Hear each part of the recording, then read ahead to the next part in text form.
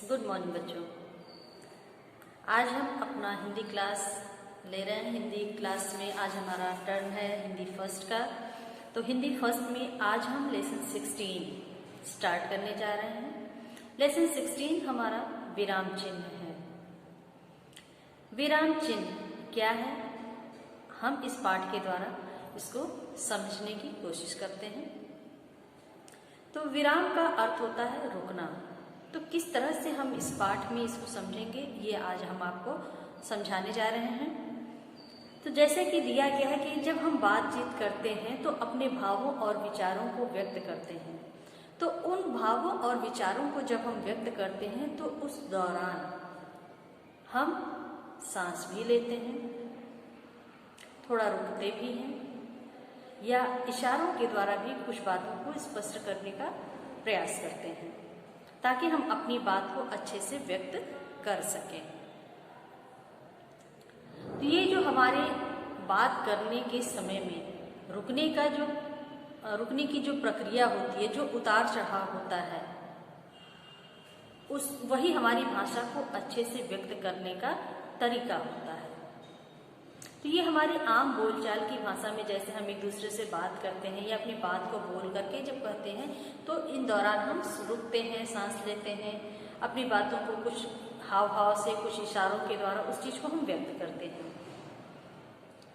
लेकिन जब बात आती है भाषा के लिखित रूप की, तो उस दौरान भी हम अपनी बात को व्यक्त करने के लिए कुछ समय के लिए रुकने का कुछ चिन्हों का प्रयोग करते हैं और उन्हीं चिन्हों को ही हम विराम चिन्ह के नाम से जानते हैं। विराम का अर्थ होता है रुकना, यानी रुक करके अपनी बात को और अच्छे तरीके से व्यक्त करना। जैसे कि उदाहरण में दिया है रुको मत जाओ, दूसरे उदाहरण में दिया है रुको मत जाओ। अब इस चीज को हम आपको बोर्ड पे समझा रहे हैं।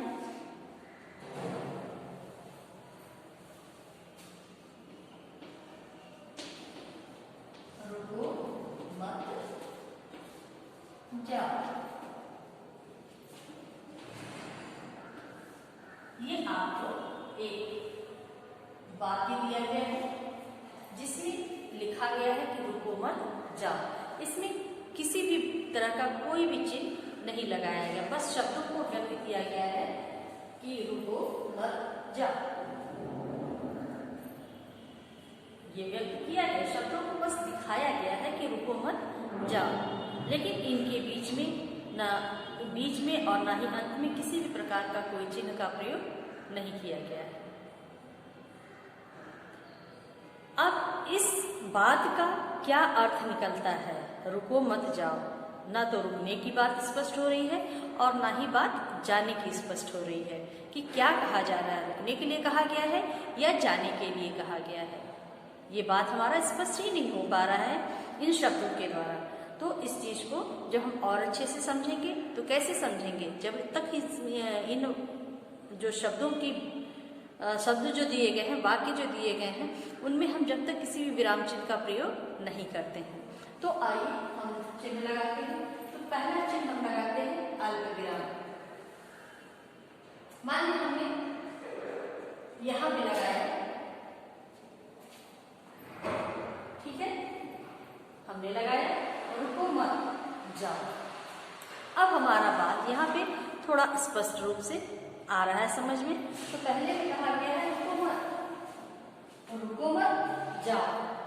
यहाँ रुकने का कार्य मना किया जा रहा है कि रुकना नहीं है, आपको जाना है, रुको मत जाओ।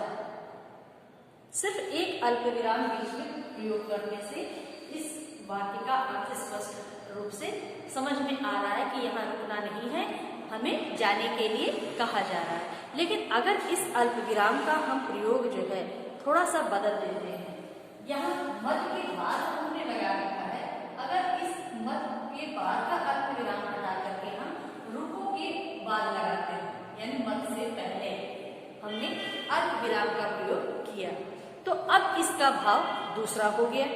सिर्फ चिन्ह के प्रयोग से इसका भाव दूसरा हो गया। अब यहाँ कहा जा रहा है रुको मत जाओ, रुको मत जाओ।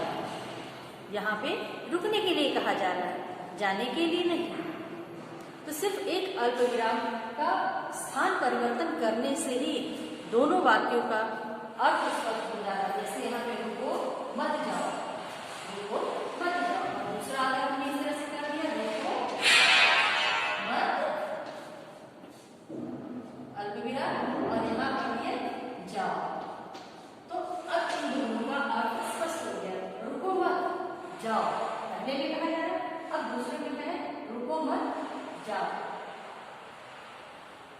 पहले में है रुको मत जाओ, स्पष्ट हो जा रहा है, रुको मत जाओ। यहाँ रुकने के लिए कहा जा रहा है, रुको मत जाओ, जाने के लिए मना किया जा रहा है। लेकिन दूसरे वाले वाक्य में जब हमने अल्प विराम का स्थान परिवर्तित कर दिया है, मत के बाद लगा दिया है, तो अब इसका अर्थ हो गया रुको मत जाओ।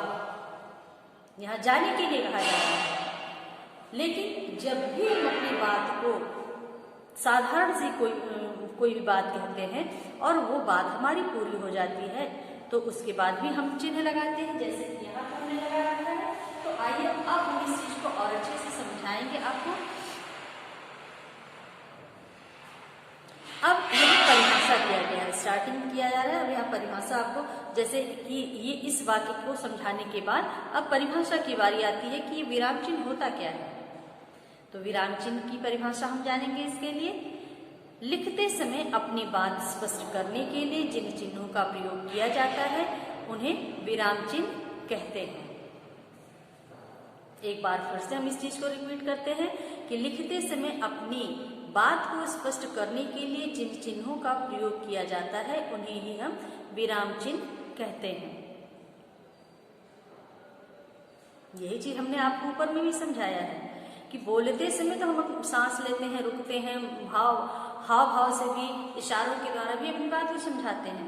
लेकिन जब हम कुछ लिखते हैं तो उस दौरान, लिखने के दौरान जिन चिन्हों का हम प्रयोग करते हैं रुकने के लिए, उन्हीं चिन्हों को ही हम विराम चिन्ह कहते हैं। यहाँ तक कि आपकी समझ में शायद आ भी गया होगा, और अगर नहीं तो आप वीडियो देखते जाइए और उस चीज को समझने का प्रयास भी कीजिए। अगर फिर भी कुछ डाउट होता है तो आप पूछ भी सकते हैं फोन करके।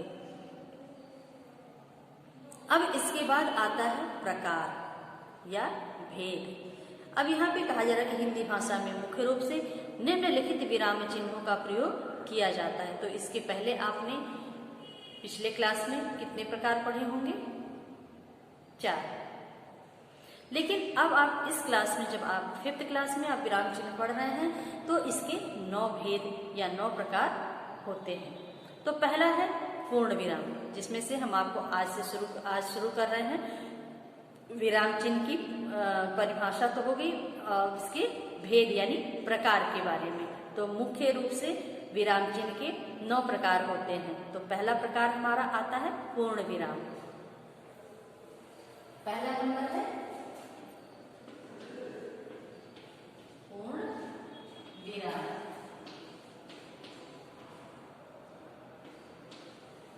इस तरह से ये हमारा विराम चिन्ह का पहला प्रकार हो गया पूर्ण विराम।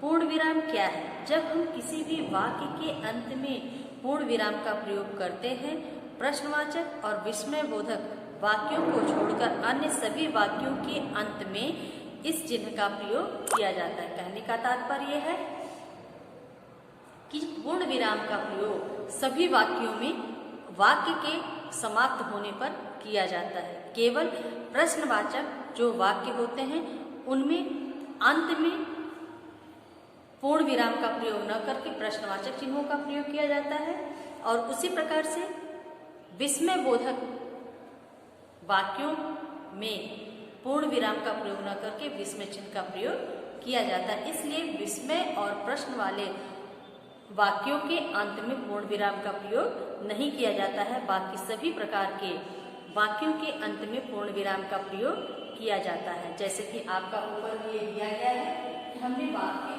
लिखा और वाक्य के अंत में इस खड़ी पाई का जब प्रयोग किया है, तो यही हमारा पूर्ण विराम कहलाता है।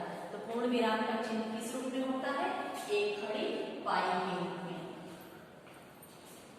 यहाँ तक समझ में आ गया।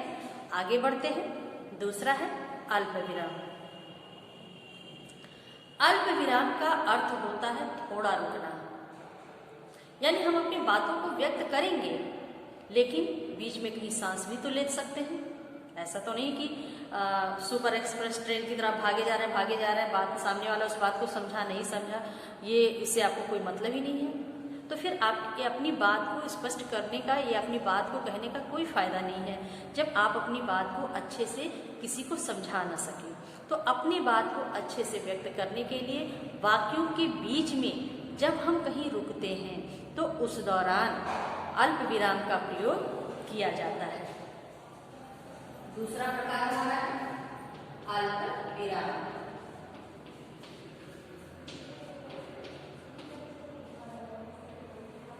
ये हमारा दूसरा प्रकार है अल्प विराम का। इसका चिन्ह करता है इस तरह से नीचे की तरफ, जैसा कि आपको ऊपर के वाक्य में हम इस चीज को समझाए हैं कि वाक्यों के बीच में जब हम अल्प विराम का प्रयोग करते हैं तो उससे भावों को व्यक्त उसी के अनुरूप हमारे भाव स्पष्ट व्यक्त हो आते हैं। तो जैसे कि ऊपर में दिया है रुको मत जाओ, दूसरे में है रुको मत जाओ। अब यहाँ दोनों का अर्थ अलग हो गया। किस वजह से? सिर्फ एक अल्प विराम के स्थान की परिवर्तन करने से। तो ये अल्प विराम का अर्थ होता है थोड़ा रुकना, यानी हम अपनी बात को जब समझा रहे हैं तो वहाँ काफी देर तक हमें रुकने की आवश्यकता नहीं है। हाँ, थोड़ा सा सांस ले लें, उसके बाद अपनी बात को पूर्ण करने के लिए हम आगे की तरफ अपनी बात को व्यक्त करते हैं। तो अल्प विराम का अर्थ होता है थोड़ा रुकना। वाक्य में हमें जहाँ थोड़ा रुकने की आवश्यकता होती है वहाँ अल्प विराम का प्रयोग होता है, जैसा कि हमने आपको ऊपर के वाक्य में समझाया ही था।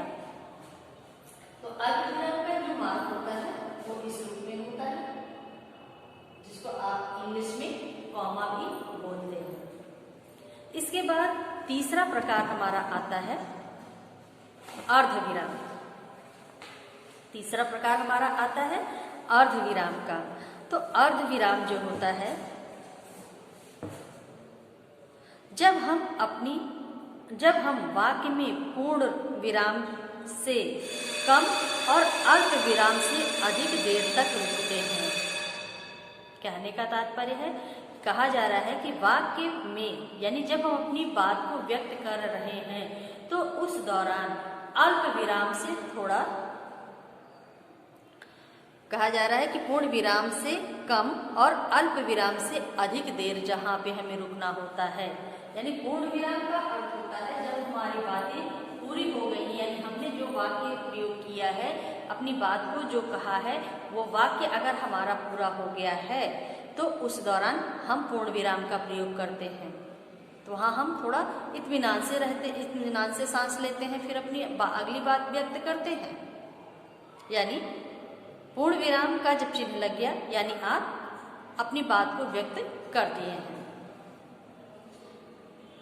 लेकिन जब हम आगे की ओर फिर बढ़ेंगे, अगली बात को फिर व्यक्त करेंगे, तो फिर उसी रफ्तार से अपनी जैसी बात को व्यक्त करते हैं वैसे ही करते हैं। लेकिन अब यहाँ पे अर्ध विराम में हम अल्प विराम से थोड़ा कम, लेकिन पूर्ण विराम से थोड़ा कम और अल्प विराम से थोड़ा अधिक देर जहां हम रुकेंगे वहां पर हम अर्ध विराम का प्रयोग करते हैं। तो हमारा तीसरा प्रकार है अर्ध विराम। तो ये तीसरा प्रकार हमारा है अर्ध विराम।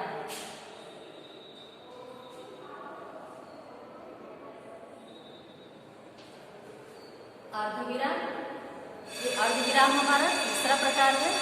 अब इसका जो मार्ग होता है वो अल्प विराम के जैसे ही लगता है, लेकिन उसके ऊपर एक बिंदु का प्रयोग किया जाता है, जैसे कि हमने इधर में आपको करके दिखाया है।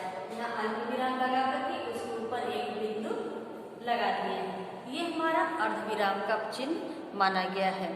इसके प्रयोग से हमारा जो वाक्य है वो पूरा नहीं माना जाता है। इसका अर्थ है कि अभी हमारा वाक्य पूरा नहीं हुआ, हमें अपनी बात को और अच्छे से अभी व्यक्त करना है। ये पूर्ण विराम से इसमें थोड़ा कम समय लगेगा और अल्प विराम से अधिक समय इसमें लगता है। जैसे कि उदाहरण में दिया गया है, खूब परिश्रम करो। प्रथम श्रेणी में पास होना है, खूब परिश्रम करो, प्रथम श्रेणी में पास होना है। तो ये हमारा जब बीच में जो हम अधिक समय रुके हैं, अल्प विराम से थोड़ा अधिक समय हमने लिया अपनी बात को पूरा करने के लिए, तो इसके लिए हमें अर्ध विराम। आज मैंने आपको विराम चिन्ह के 3 प्रकार बताए हैं और अब आप अपना होमवर्क आज का नोट कर लीजिए। अगला जो बाकी इसमें जितने भी बाकी बचे हैं प्रकार, वो हम आपको अगले वीडियो में आपको देंगे। तो आज का होमवर्क आपका है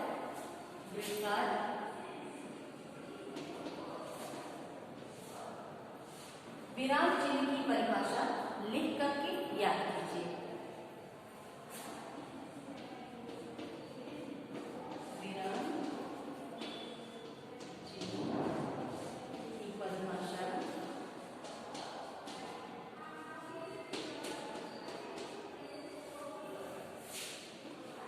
लिखकर याद कीजिए।